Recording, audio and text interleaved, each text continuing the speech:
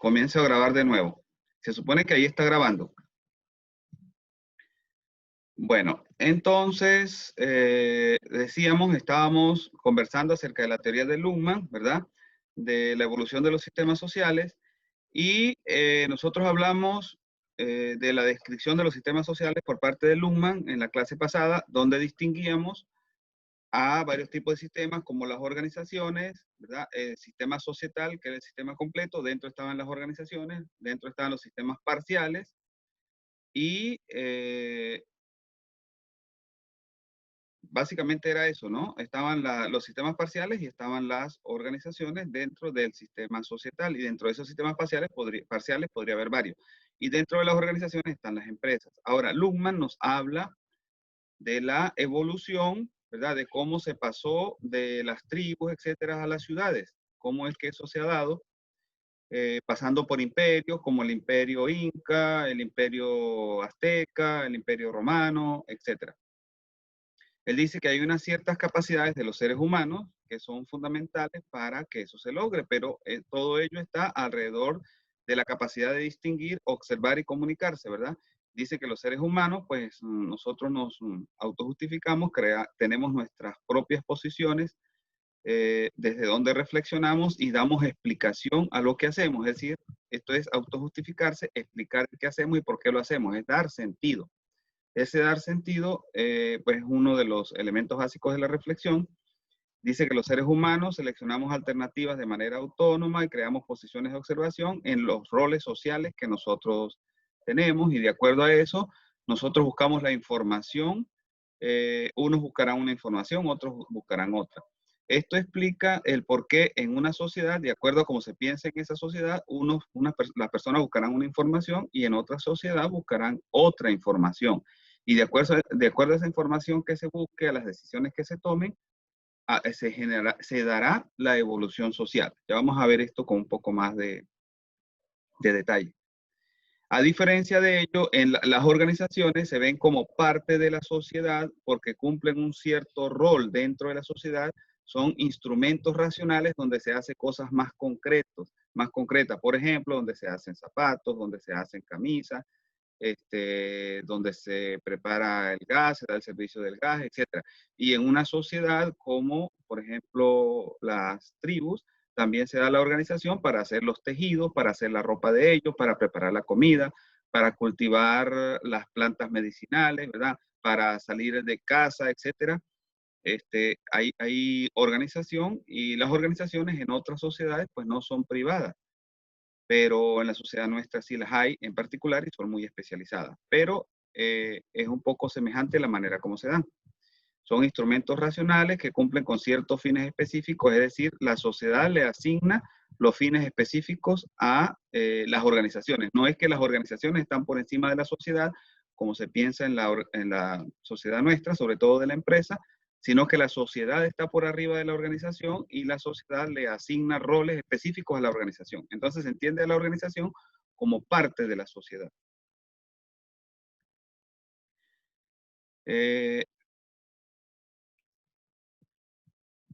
Luhmann nos dice que la interacción, ¿verdad? Recuerdan que había varios tipos de operar de los sistemas sociales. Está el operar a través de las decisiones, que es lo que se da en las organizaciones. Está el operar a través de ciertos asuntos, que es lo que se da en los sistemas parciales. Por ejemplo, el operar de acuerdo a asuntos jurídicos se da en los sistemas jurídicos. Pero en el sistema social como tal, en la interacción de nosotros en la familia, en nuestras propias comunidades, en los parques, en los pasillos de la UCN, etcétera, se da a través de la interacción. Y esa interacción, dice Luhmann, es el motor social. ¿Sí? Es lo que genera esos cambios sociales fundamentales. ¿Sí? Y eso es inestable en el sentido de que puede tener varias. Si nosotros vemos un sistema ahorita, lo que va a ocurrir a futuro puede ser de una manera o de otra, es decir, no está predeterminado. Y debido a que no está predeterminado, pues hay incertidumbre, y eso se debe a esa inestabilidad en la toma de decisiones que se dan en los sistemas actuales.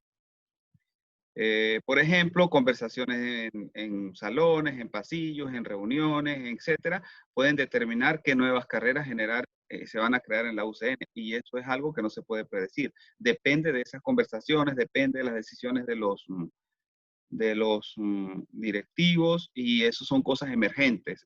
Esa tendencia de hacia dónde va la organización y hacia dónde va el sistema social, en general, pues es emergente, y a esa emergencia se debe la interacción y a toda la creatividad de las personas cuando están reunidas conversando, ¿verdad? Y eso se puede dar de dos maneras: a través de evolución, es decir, cambios lentos, o a través de revolución, que son cambios drásticos. Cuando hay guerras, etcétera, entonces se dan los cambios drásticos. Pero cuando no es a través de guerras, sino a través de la educación, a través de decisiones mucho menos traumáticas, se da la evolución. Eh, Sí, por ejemplo, el llegar a que Estados Unidos sea lo que sea o Francia sea lo que sea, ahí han ocurrido revoluciones. Por ejemplo, en Francia, la Revolución Francesa. Pero ese es un punto fundamental. Pero la mayoría de los cambios que se ha dado en Francia ha sido de manera evolutiva, debido a los nuevos conocimientos, nuevas formas de organización social, etcétera, nuevas formas de hacer política, etcétera, ¿verdad? Y eso ha generado un devenir en Francia, en Estados Unidos, en países latinoamericanos, etcétera. En Latinoamérica, pues ha habido muchas guerras, sobre todo después de la independencia. Entonces, vamos a adelantar acá algo para que ustedes vean hacia dónde que vamos, qué es lo que queremos mostrar, ¿verdad?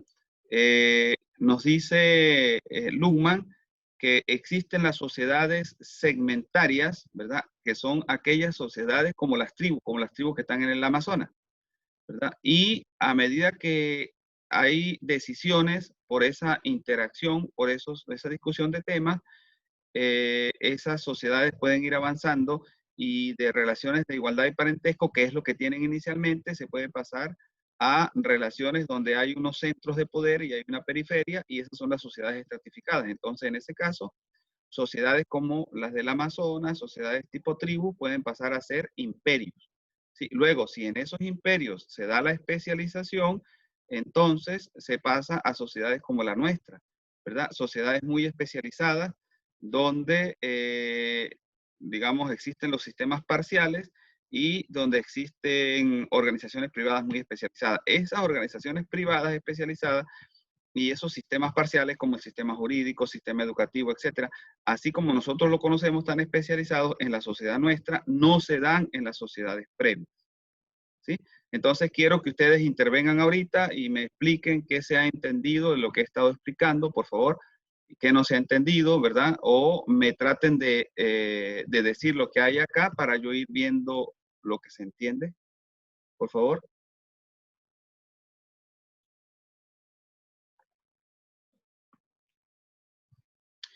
Una pregunta puntual. ¿Cómo se pasa de la sociedad segmentaria a la sociedad estratificada, de acuerdo a lo que hemos dicho? ¿Cómo se pasa de acá, de la segmentaria a la estratificada?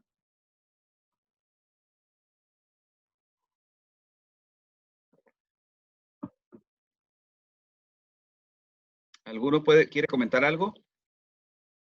Nosotros decíamos al inicio que los individuos toman decisiones de manera autónoma, ¿verdad? Esos individuos estarían entonces en la sociedad segmentaria, y ellos se autojustifican, tienen su propia cultura, etcétera, ¿verdad? Toman decisiones de esa manera, y de acuerdo a esas decisiones aparecen nuevas maneras de organizarse, ¿verdad? De hacer las cosas, de luchas con los vecinos, etcétera, y esa sociedad a partir de allí evoluciona hacia la sociedad estratificada. Es como cuando aparece Roma, digamos acá, a partir de lo que había antes en Italia, de pequeñas tribus. Esas tribus se autoorganizan, lo mismo en el Imperio Azteca o en el Imperio Inca.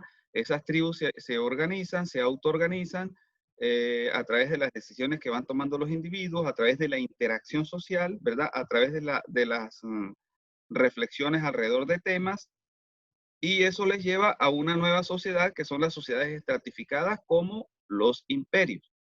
¿Sí? ¿Está eso un poco claro? El sentido de lo que estamos Profe, explicando. Ajá. pero se pasan de de tribus a, o sea, de sociedades segmentarias a sociedades estratificadas con las puras decisiones nomás. Las decisiones son, digamos que la interacción, que es la comunicación, ¿verdad? Porque las decisiones en más organizaciones, ¿verdad? Se dan solo en organizaciones, ¿verdad? O sea, en las organizaciones se supone que lo fundamental es las decisiones.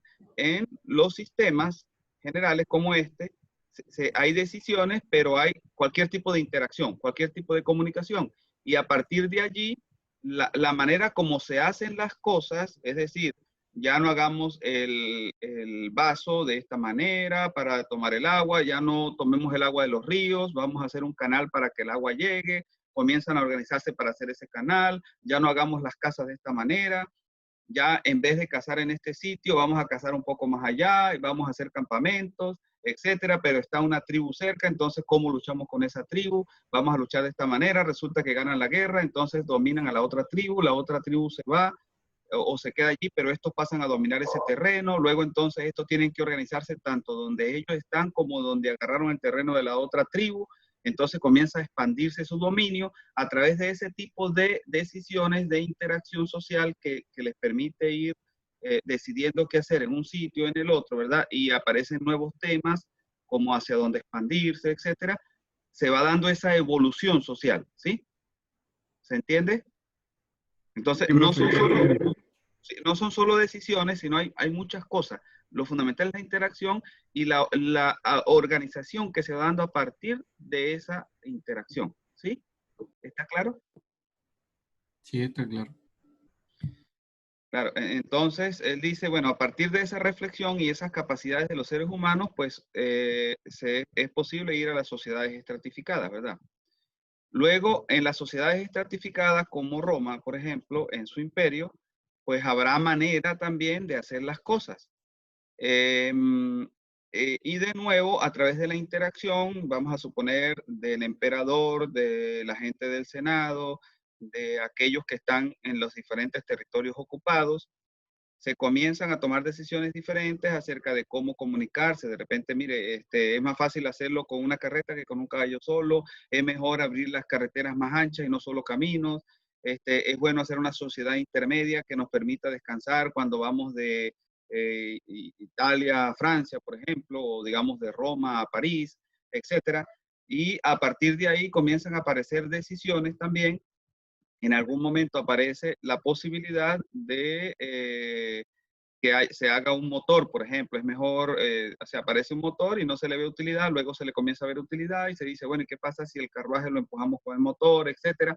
Entonces, ese tipo de decisiones puede llevar a que se creen ahora organizaciones especializadas para hacer ese motor, para transportar a la gente con los carros con motor, etcétera, a poner motor para la calefacción también, etcétera, y eso va llevando a unas sociedades donde hay especializaciones para hacer ese motor, para hacer ese transporte, eh, y nos lleva a esa sociedad mucho más especializada que la estratificada, que es la sociedad nuestra, digamos, del siglo quizás 19, 18, pero luego, a medida que sigue avanzando, sigue especializándose más, se llega a sociedades como la actual, ¿sí?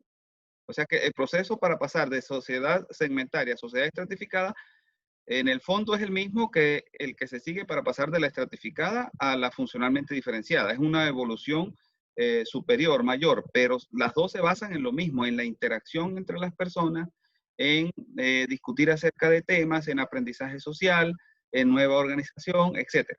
¿Sí? ¿Está claro? ¿Alguna pregunta? No, profe, ya entendí. Ok, entonces así le vemos sentido a lo que decíamos por acá, ¿verdad? Cuando decimos que se dan las conversaciones y a partir de eso se da la evolución y se da la revolución. Hay evolución, cambios lentos. Revolución es porque hay guerras, asuntos militares, ¿verdad? Peleas, etcétera. Las dos cosas ocurren. Y en ese proceso, para llegar a esta sociedad, hay variación y hay selección. En todo proceso evolutivo hay variación y hay selección. ¿Variación de qué? De opciones de toma de decisión, ¿verdad? Opciones, bueno, ¿será que hacemos los caminos de esta manera o de esta otra? ¿Será que producimos los motores de esta manera o de otra? ¿O será que no producimos motores y seguimos con los caballos, ¿verdad? Luego de esa variación hay una selección, que es lo que parece mejor. ¿Qué es mejor? Usar los motores. ¿Qué es mejor? Los caminos anchos. Y luego hay una estabilización que es la nueva sociedad con los cambios que acá se han generado.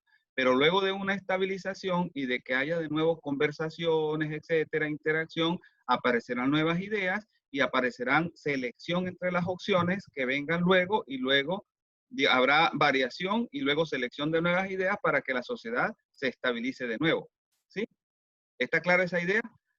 Como hay variación de plantas para generar nuevas, quizás nuevas plantas con flores diferentes, etcétera, en la naturaleza, entonces se entiende que en la sociedad también hay esa variación y selección, pero esa variación y selección ¿de qué?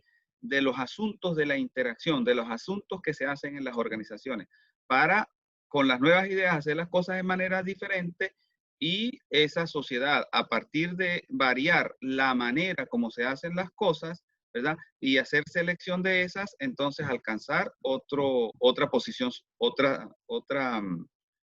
una sociedad diferente. ¿Sí? ¿Está claro? Entonces hay una cantidad de estados, dice él, que son las posibilidades. Hacemos el camino de esta manera, lo hacemos de la otra, y luego que son improbables antes de que se den, porque a nadie, posiblemente a nadie se le ocurren. Pero luego de que se den, cualquiera dice, pero no era tan sencillo que apareciera la rueda. Pero ¿cuántos miles de años pasaron en las civilizaciones para que a alguien se le ocurriera hacer algo como una rueda y usarlo para cuestiones, digamos, para satisfacer necesidades humanas? ¿Sí? Entonces, pero antes de que existiera la rueda, era como poco probable que apareciera, ¿verdad? A nadie se le ocurría. Entonces, esas cosas que se nos aparecen a los humanos en la interacción, en las decisiones, y que van a llevar a cambios sociales, pues inicialmente son poco probables. ¿Sí? ¿Se entiende eso, esa idea? Para nosotros no es muy difícil saber que una rueda es útil para una cantidad de cosas, pero cuando no existía la rueda, eso no era así. Igual que el número cero. El número cero no existía para los romanos, no existía para muchas culturas y no lo representaban, ¿verdad? Y no podían hacer operaciones donde el cero estuviera porque no estaba representado. Luego apareció en una cierta sociedad y de ahí en adelante, pues las otras sociedades lo fueron adoptando. ¿Alguna pregunta?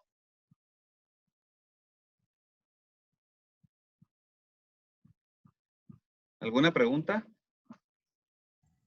No, profe, todo bien, por ahora. Ok. Entonces, por ejemplo, si pensamos en ese caso para la sociedad nuestra, quizás en la época de la independencia de Latinoamérica, en la época de la colonia, lo que existía era una enseñanza muy básica y luego una enseñanza, autoenseñanza muchas veces, donde las personas aprendían cosas de literatura o cosas de astronomía, etcétera, por sí mismos, leyendo libros o porque tenían un maestro muy cercano. Pero cuando eso no existían, muchas veces no existían universidades, en algunos lugares existían, si hablamos de 1600, 1700, pero en muy pocos lugares, en otros no existían. Pero ya si hablamos quizás de 1100, no existía ninguna universidad. A alguien se le ocurrió, bueno, ¿y qué pasa si creamos una organización especializada para enseñar lo más elevado de la cultura? Eso se dio en Alemania, en algún momento, creo que por allí en el 1200. Entonces, se le ocurrió a alguien y a partir de ahí entonces el sistema educativo alemán cambió, aparece en las universidades. Y con el tiempo, quizás 100 años después, eso fue introducido en Francia, fue introducido en Italia. Y luego, pues, fue introducido en España también y fue traído con los españoles a América y en algún momento, pues, se crearon algunas universidades muy incipientes durante la colonia, tal vez, en 1800. Pero son decisiones, ese es un ejemplo, ¿verdad? También había la enseñanza normalmente era del primer grado en adelante, cuando los niños tenían 6 años. Y en algún momento a alguien se le ocurrió, creo que fue en Alemania también, ponerlos en las clases desde los 4 años, 4 o 5 años. Y eso se fue extendiendo a otros lugares. Entonces, esas son ideas que van apareciendo, ¿verdad? Esas ideas acá se les llama variación y luego al ser consideradas como buenas son seleccionadas y se estabiliza. Y ahora nosotros tenemos esos dos sistemas, tenemos el universitario y tenemos ese de los niños en el kinder que se llama o en la etapa previa la educación básica. Entonces, de allí, pues, se explica la evolución social por Luhmann en términos de, en base a esa capacidad de observar y de distinguir de los seres humanos.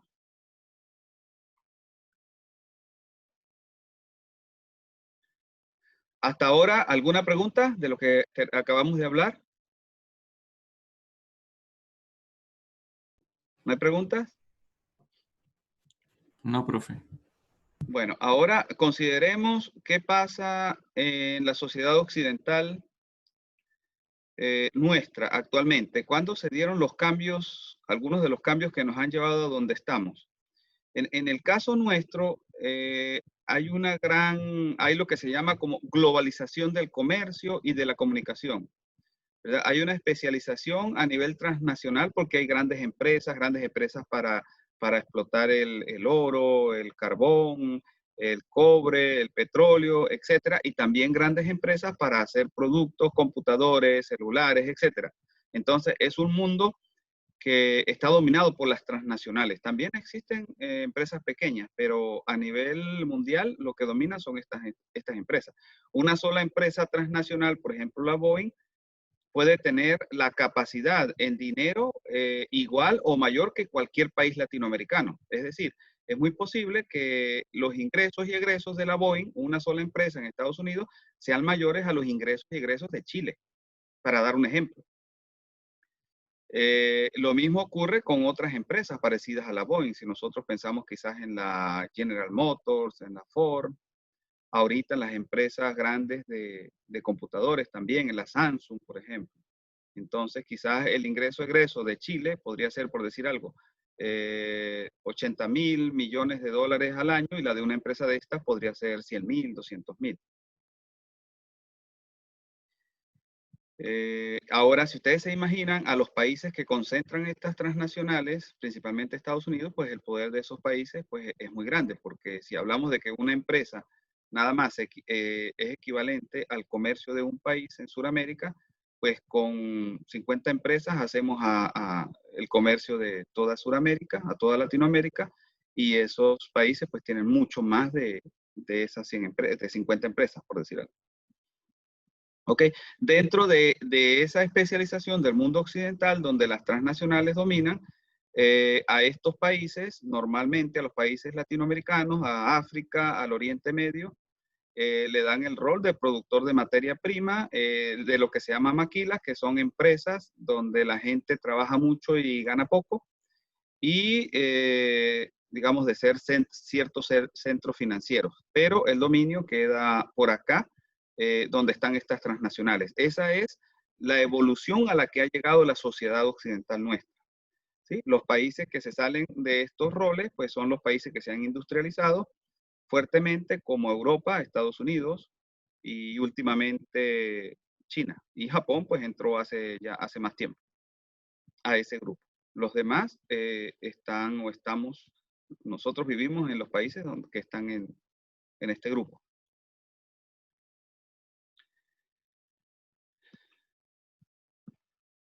Bueno, entonces, todo eso que acabamos de comentar tiene que ver con esa autoobservación y esa autodescripción, y esa visión tiene cierta relación, la visión de Luhmann, con la visión del progreso del neodarwinismo y de la búsqueda, digamos, de que las cosas van cambiando de acuerdo a lo que ocurre, a lo que se ve como mejor. Entonces, esa variación-selección va llevando a nuevas sociedades, llegando nuestra sociedad a este nivel de lo que se conoce como la globalización y especialización de naciones para producir materias primas. En el momento que se da esa evolución de las sociedades, hay una manera de entender los conceptos, dice Luhmann. Por ejemplo, los conceptos, si nosotros vemos conceptos como, los tenía por acá, bueno, no sé, conceptos como por ejemplo libertad, concepto de democracia, concepto de economía, etcétera. Esos conceptos tienen una cierta manera de ser entendidos y la manera como se les entiende tiene mucho que ver con esa tematización y esa evolución de las sociedades nuestras. A diferencia de si nosotros los consideramos en la época de 1700, en la época de la Revolución Francesa, esos conceptos tenían otro significado. Si ustedes revisan qué significa libertad, qué significa democracia, etcétera, en esa época las nociones eran diferentes eh, al cómo se les concibe actualmente. Entonces, a veces puede haber los mismos conceptos en diferentes épocas, pero se entienden de forma diferente. Y dependiendo de cómo se entiendan, es que se va a dar esa evolución de la que estamos hablando acá. ¿Sí?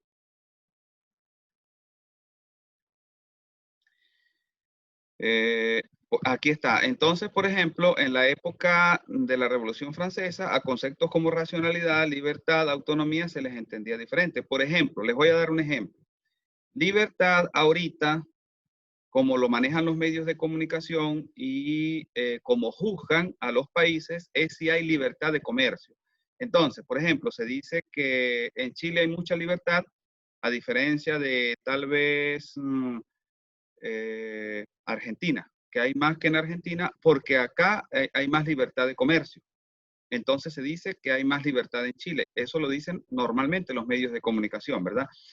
Pero en la época de Kant, libertad no se entendía de esa manera. En la época de Kant, de acuerdo a, este es uno de los más grandes filósofos que ha existido en todos los tiempos, un filósofo alemán, en esa época libertad se entendía como la libertad para la persona reflexionar, para ser autónomo, para tener acceso a conocimiento no manipulado. Muchas veces nosotros ahorita tenemos acceso a conocimiento que es manipulado, por lo tanto eso viola nuestra libertad. Ustedes saben lo que se llama ahora las noticias falsas, los fake news, etcétera. Y muchas veces esas noticias ni siquiera son desmentidas por los medios de comunicación o son desmentidas, digamos, en letras pequeñas. Entonces nosotros tenemos a la final poca de esa libertad, como la llamaba Kant, pero se habla de otro tipo de libertad. Entonces, cuando se toma decisiones en la sociedad actual, para favorecer la libertad es más que todo para que haya libertad de comercio, mientras que en aquella época era para que las personas tuviesen acceso a libros, a buenos escritores, etcétera, y realmente fuesen libres de pensamiento.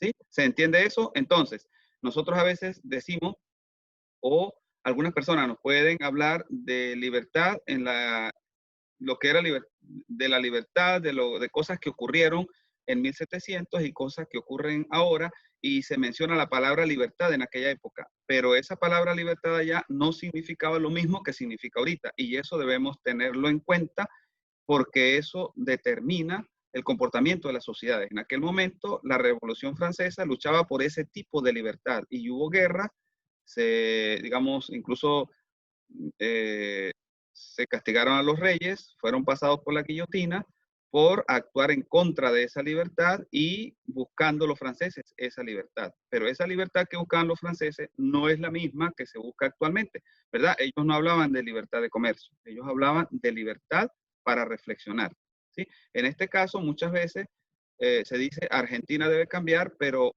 para que haya mayor libertad. Pero esa mayor libertad de la que se habla, que debe haber en Argentina, de la que hablan muchos economistas, es libertad de comercio, no libertad de este tipo. Entonces, las nociones, eso es una ejemplificación de que las nociones cambian en el tiempo y tienen diferente sentido en diferentes momentos. ¿Ok? Y la evolución, el cambio social, depende de cómo se entienda esas nociones. ¿Está claro? ¿Alguna pregunta?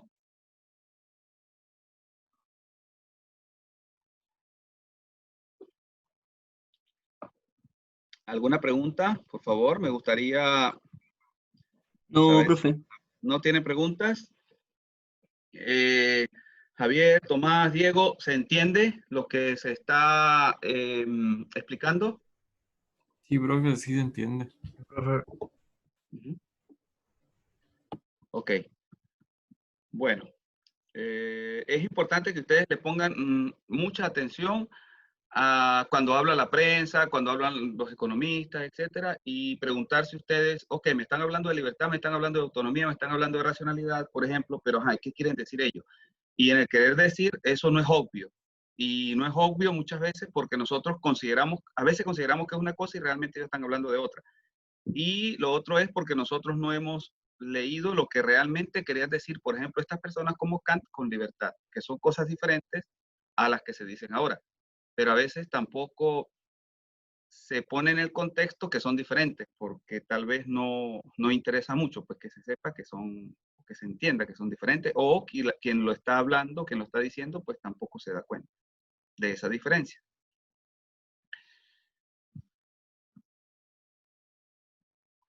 Bueno, finalmente, para entender la evolución, ¿verdad? De las sociedades, nosotros podemos ponernos a estudiar ejemplos o podemos mencionar ejemplos. ¿Cuáles eran las primeras sociedades, los primeros imperios que existieron? Bueno, Mesopotamia, disculpen, Mesopotamia, Grecia, ¿verdad? Mesopotamia cambió para convertirse en un país diferente, lo mismo Egipto, lo mismo Grecia, o para convertirse en imperios diferentes, lo mismo Roma, la Edad Media, etc. Y hay estudiosos, hay buenos libros a través de los cuales nosotros podríamos entenderlo y usar las ideas de Luhmann para explicar lo que allí está ocurriendo. Para el caso de la sociedad actual, existen también muchos filósofos latinoamericanos, ¿verdad? Y del mundo. Por ejemplo, está un español de nombre José Ortega y Gasset. Si nosotros leemos a este señor, vamos a entender qué es la sociedad actual. También hay algunos alemanes como Nietzsche, Heidegger, Habermas. Está acá otro latinoamericano, Manuel Briceño Guerrero, y así como ellos hay chilenos, argentinos, mexicanos, etcétera, que nos explican cómo es la sociedad nuestra actual y esa explicación la podríamos relacionar con lo que nos dice Luhmann. ¿Ok? ¿Alguna pregunta?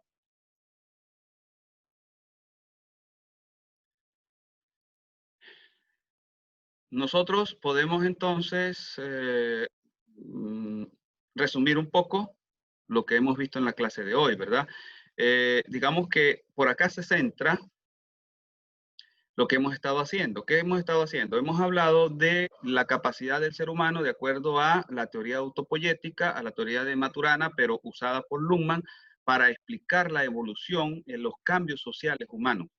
Y nos dice Luhmann que lo fundamental es, digamos, la capacidad de la persona de distinguir, observar, ¿sí? Distinguir, observar y tomar decisiones a través de discusiones donde lo que prevalece es la interacción, ¿sí? La interacción y por supuesto la organización, pero no la organización como la entendemos en el mundo nuestro actual, sino la organización en general, la organización social para resolver problemas sociales. Y ahí se da entonces la variación y selección de ideas, de temas, etcétera, que nos lleva a tomar decisiones que van transformando la sociedad. A través de esa transformación, entonces, la sociedad pasa de segmentaria, tribus, a sociedad estratificada, a medida que se cambian las maneras de hacer las cosas socialmente, a medida que cambia la organización social, impulsada por esa interacción. Y luego de pasar a la sociedad estratificada, que es el segundo nivel, donde aparecen los imperios, como los incas, el imperio romano, etc., pasamos a las sociedades muy especializadas, como la sociedad nuestra, ¿verdad? La sociedad occidental actual. Y eso nos permite entender entonces el nivel al que hemos llegado de globalización, de dominio de las transnacionales, donde los países latinoamericanos se les ha dado el rol o ellos han asumido el rol o se les ha dado el rol de productores de materia prima, de centros financieros, maquilas, etc.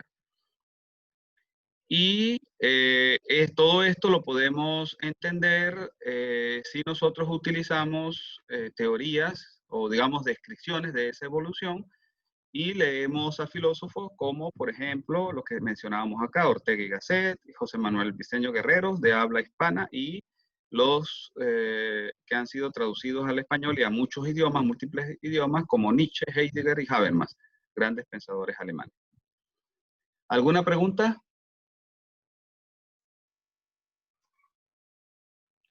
¿Alguna pregunta?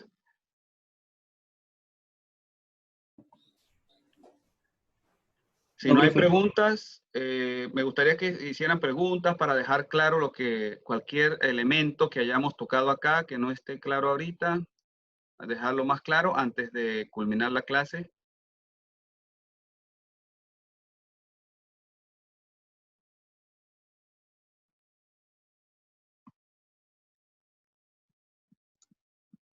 ¿No hay preguntas? No, profe. Bueno, yo voy entonces a cerrar ya la grabación y pasamos si ustedes tienen dudas acerca del examen, pues pasamos a revisar algunas cositas.